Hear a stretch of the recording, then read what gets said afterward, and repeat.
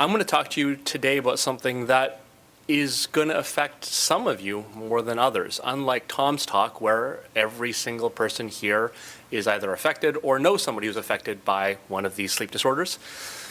In this case, when we're talking about mental health, the data tells us probably for about 1 in 4 of you, you're going to go, oh, this is something relevant. For about 1 in 4 of you, this is something in the past 5 or so years that you said, I could have used that information. About 1 in 4 of you in the next 5 years are going to say, I should have remembered what he talked about. And the last quarter are just really lucky people and won't have to worry about this. I wish I were one of you. Now, the reason why this is something that is so powerful here, in this context, at this kind of a setting, this document is something the American Academy of Sleep Medicine published a couple of years ago. These are treatment guidelines. These are the things that tell the doctors around the country and around the world for a patient with narcolepsy or idiopathic hypersomnia, what kinds of treatments should we prescribe and follow? All right, it's the gospel for a lot of people who aren't at the Stanfords or Harvards of the world. In this document, not because the people who wrote it didn't want to, if you look for mental health, there is no discussion about what to do. And it's not because they don't think mental health is important, it is because there is just absolutely no great data on what to do for a patient with narcolepsy or IH when it comes to their mental health in a systematic fashion. It's atrocious, it is embarrassing, and it is the unfortunate state of reality for many of you in the audience, in that mental health becomes something that is talked about if all of the other stuff is managed properly. And as Tom showed you, even with the best of intentions, for many, many patients, it is not well managed. So what we're going to do today, my goal is to be able to talk to you about why mental health is something that's important for folks who are here. Mental health really 101.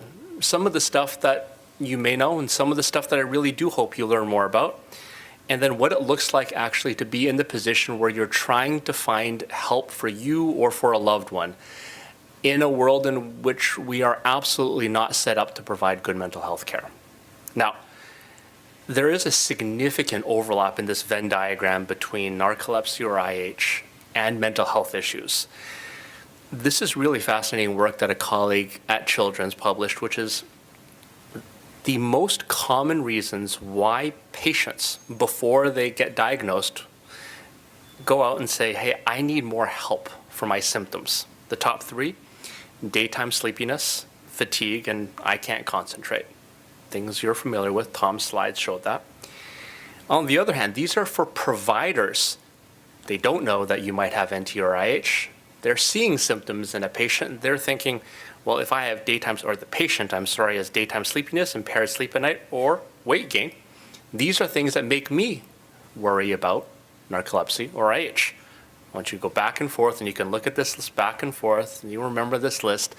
Why it's relevant is because, and I apologize for the small font and the small text, but this is a listing of the diagnostic criteria for major depressive disorder. The 4 that I highlight for you there, weight gain, sleep disturbance, fatigue, and concentration issues. Wait, let's go back. It's the whole set of criteria that make patients and providers worry about NT and IH.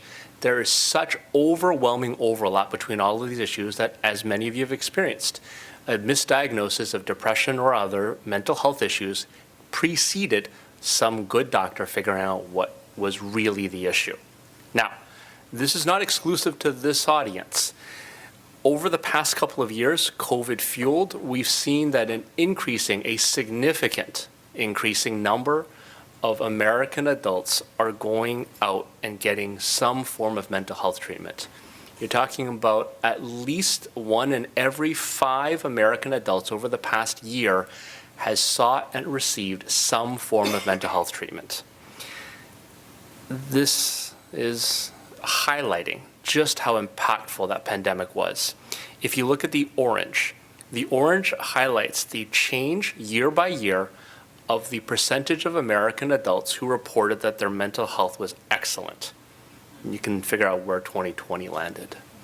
But that accelerated a trend in the black, which is the percentage of American adults seeking mental health care. That's a number that has been growing over the past decade as we become more and more aware of just how powerful this is in affecting our overall well-being.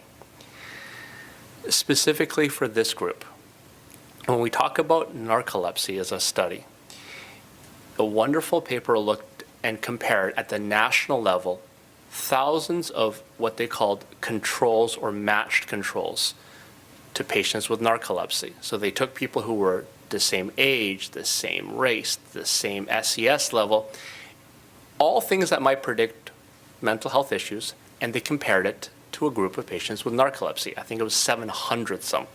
What they found, apologize for the small, is, oh boy, this was much fancier, much nicer when it wasn't in this format, so I apologize. The arrow shouldn't be pointing to the 211. What they should be pointing to is for rates of depression. In the controls, meaning people without narcolepsy, about 25% had some issue with depression. In the narcolepsy group, it was 48%. Now, that's a big difference.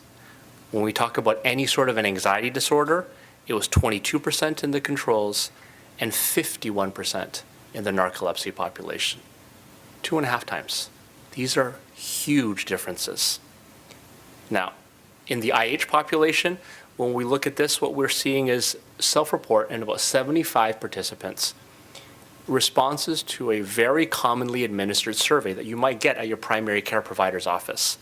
And what you see here is that almost 70% of IH patients were in a position where what we're thinking of them as is at least moderate plus depression levels. Now, in that same study, they also showed something which is interesting, which is levels of stigma. This is where you feel like your disorder is something that other people in the community and in your life judge. And this probably means nothing. The dotted line is the average in the community. They don't have IH, so they don't feel stigmatized. The study, patients with IH were higher. Well, what does that mean? In a separate study that was done in young adults, what I want to read is the highlighted parts of this, which is that stigma in young adults with narcolepsy is at a level consistent with health-related stigma and other chronic illnesses. Okay, well, which ones?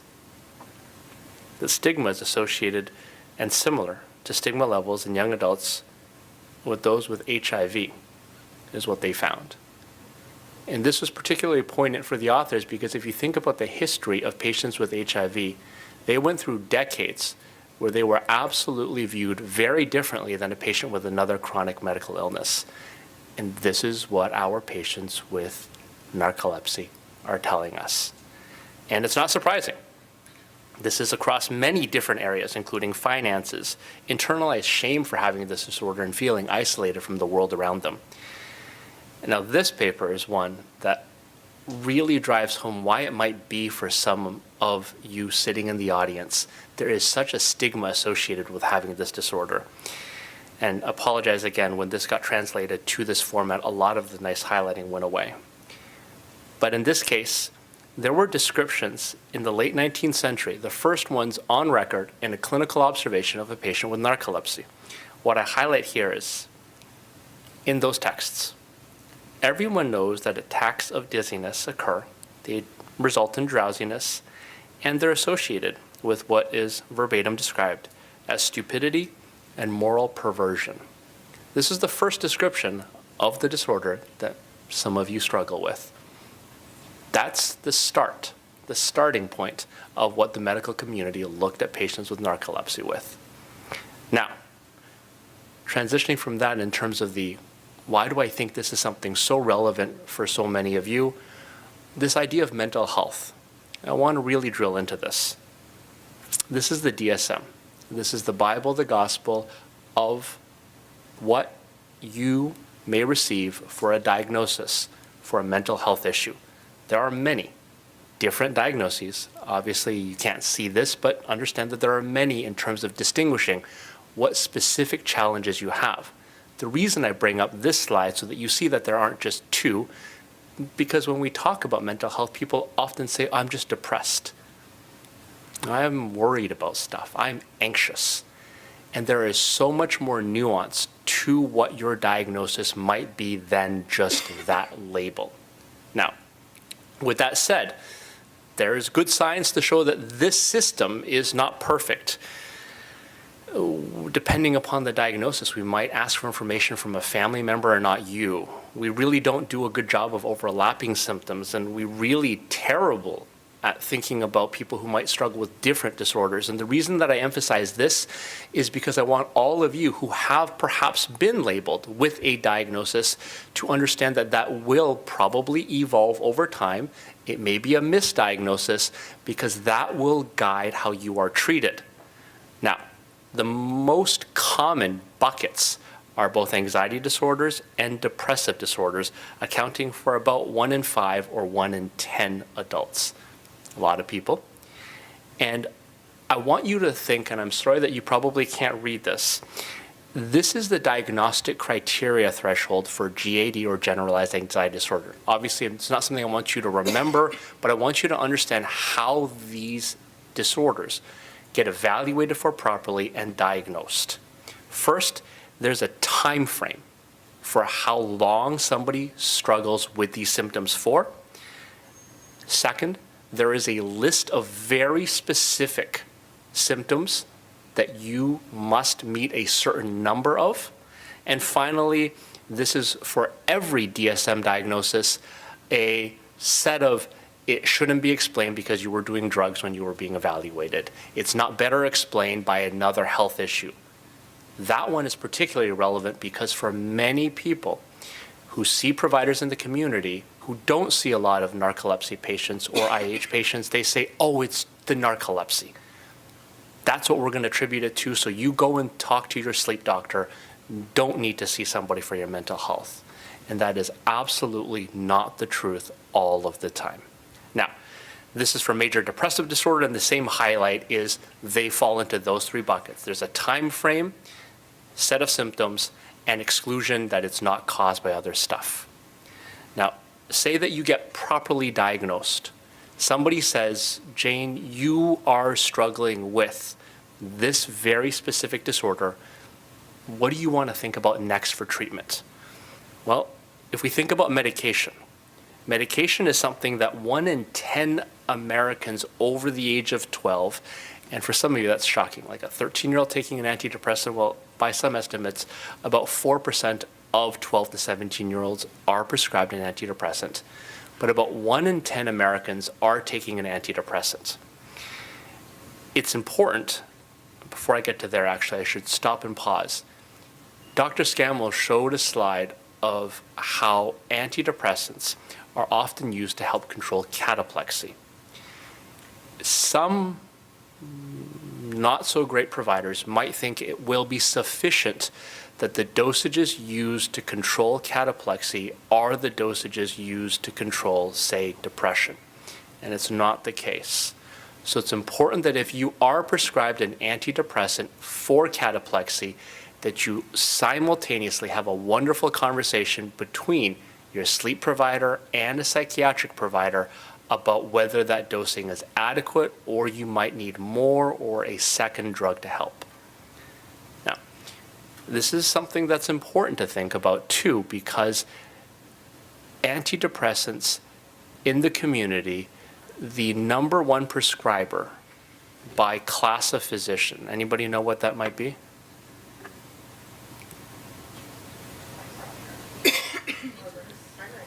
Yeah, I wish it was an internist. It's, well, depending upon where that internist works, I suppose, it's actually by primary care medicine. And it's not to say that primary care providers don't know how to prescribe this. It is to say that they often have 15 or 20 minutes to meet with you to run through a whole gamut of things that might be going wrong for you. And for your mental health, they have a sliver of that time.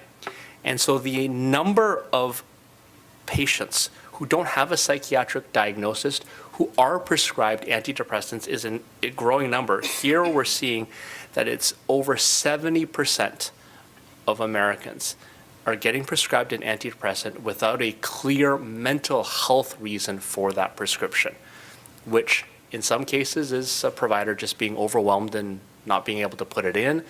And I would argue in some cases that that provider just hasn't been able to, because of time limitations, to do a sufficiently thorough evaluation. And that's meaningful because, well, in the same way, I hope your primary care doesn't prescribe you a round of antibiotics if you got a viral infection. You don't want a type of drug that's used to treat GAD if you're struggling with depression, for example. But they all fall into the same bucket often of SSRIs. So something important to consider as you are starting this journey.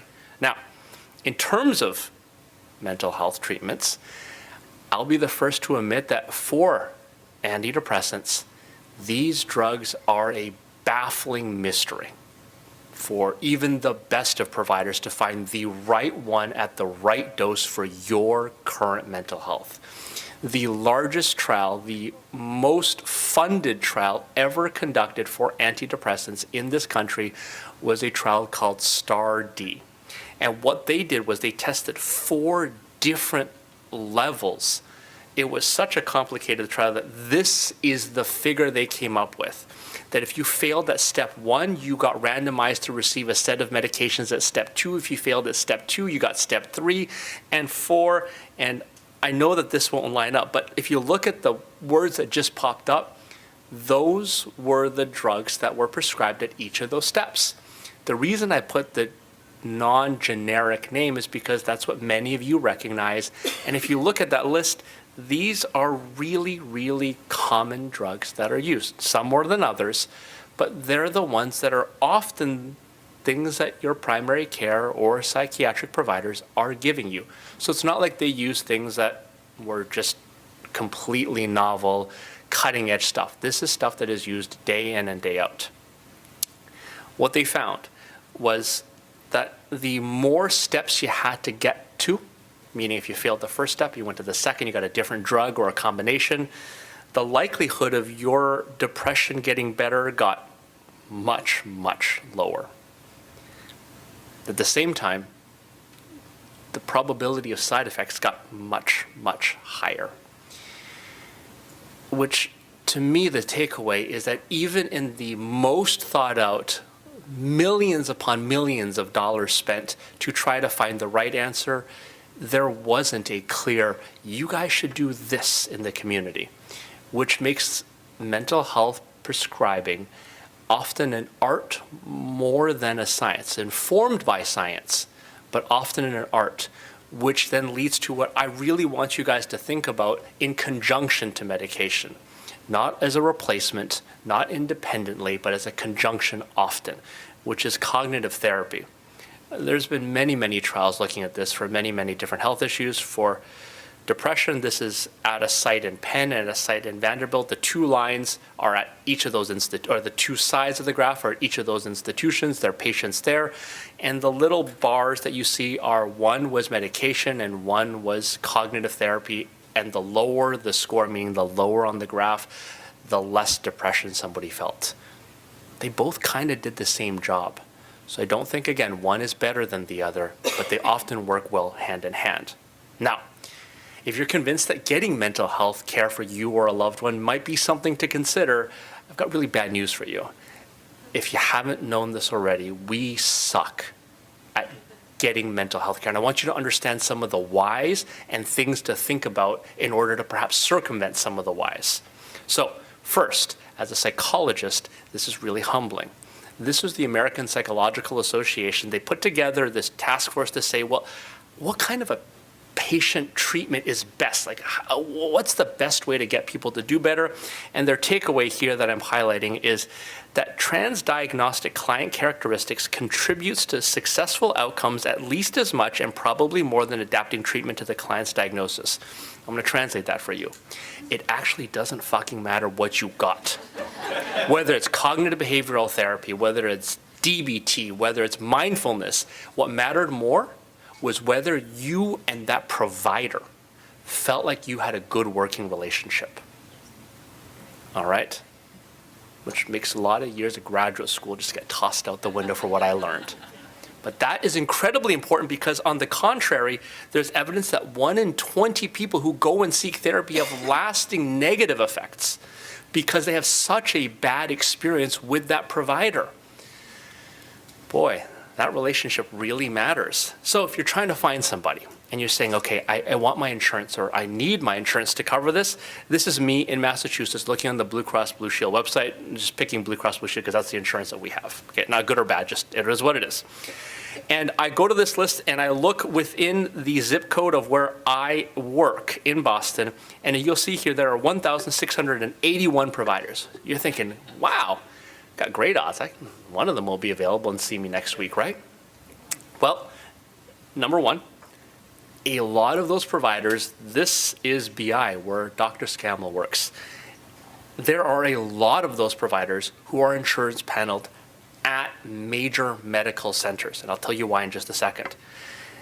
These are places where you cannot just walk in the door often, at least in Boston, and get care off the street. You need to be referred and go through a process, and at least at Brigham in Boston, it's a 14-month wait list to get evaluated. You can circumvent that slightly if you have a primary care within that medical system. So not to tell you where to get your primary care from, but if there is a way for you to have some connection within a major medical center with their primary care office, you may have a shorter wait to get in to see somebody who is insurance paneled. If you're thinking, well, I don't have somebody there, or I'm out in the community and I need to find a private provider, a website that you might be able to find that would be something like Psychology Today, and you can check the insurance tab to see if they accept insurance. How I want you to think about the person that you're looking for, if specifically what you're thinking about is, how does my central disorder of hypersomnolence, my NT, my IH, how does that map onto all the other mental health issues that I think about? I encourage you to look for keywords like somebody who does something called behavioral sleep medicine. So it's sleep medicine like what Dr. Scammell does, with a behavioral component to this. Other terms you'll want to see pop up in their description: they deal with patients with chronic medical illness, they're experts in medical coping, or they're a health psychologist. Now, I warn you, this is the wild, wild west sometimes. This is a listing. I hope none of you guys know who this person is.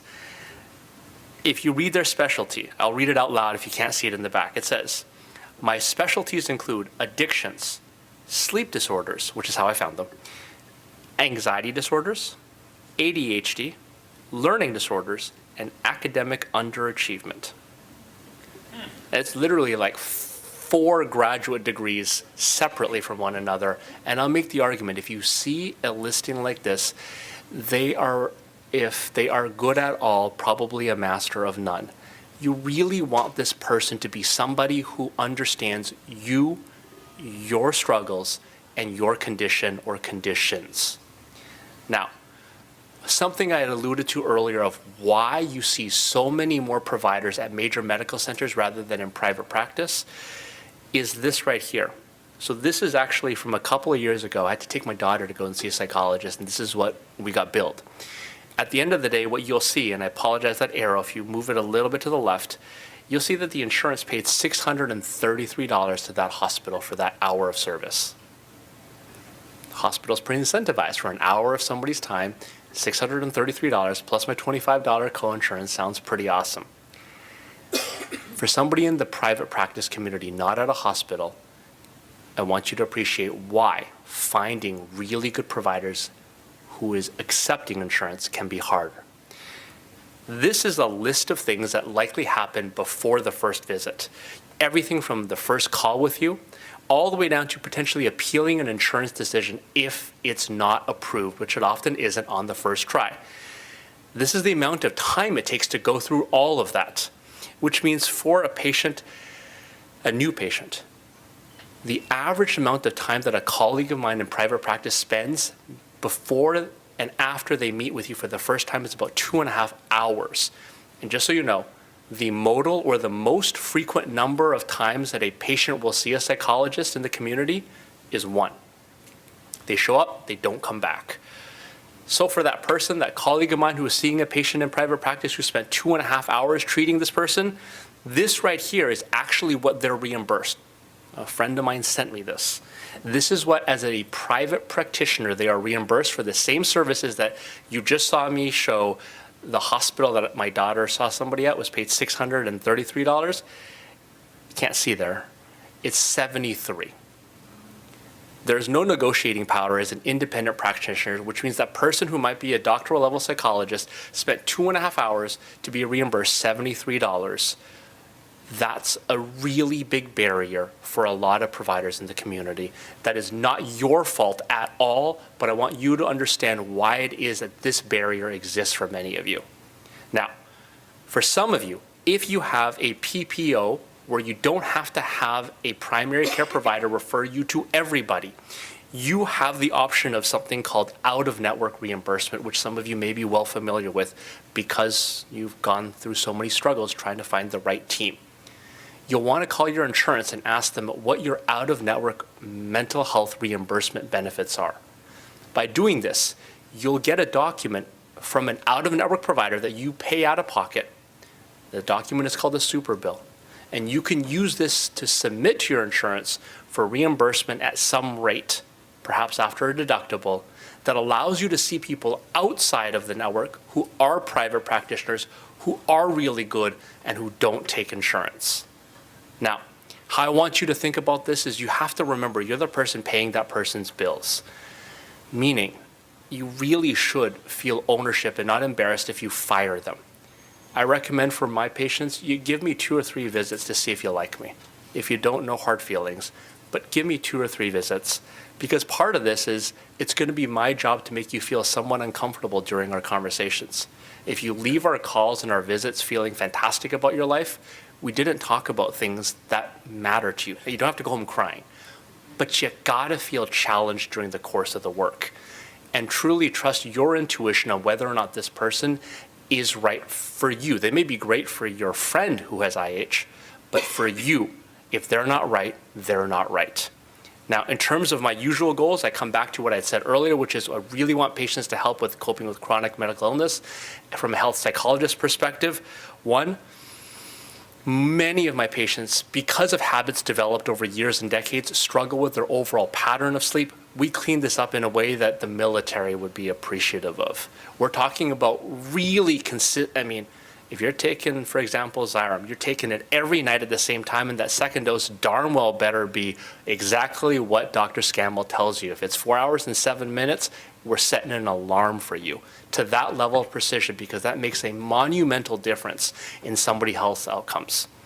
We talk about understanding the whole treatment experience, because if you're the average patient with NT, for example, you weren't diagnosed for years, and there's sometimes residual issues from all of that stuff. And then we talk about where this affects you. Where it affects you is not the same as where it affects somebody sitting next to you. And then we figure out what kinds of things you've tried in the past, how they have failed miserably or been wildly successful, and we optimize them for your current situation based on what you currently value. Briefly, there are a lot of new options available out there, including these 2 websites. What I want to highlight is they're really attractive because they save $50, $60, $70 a week or month total.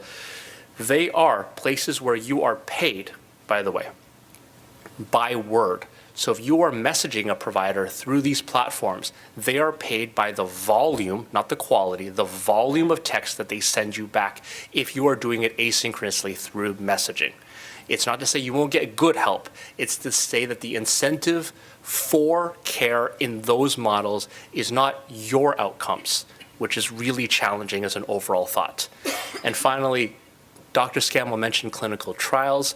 There are clinical trials for both of these issues that we're here talking about, for psychosocial issues. They're not just limited to medical trials, so I encourage you all to think about this as another option for you to look into as you're trying to find better care for you and your loved ones. Thank you, guys.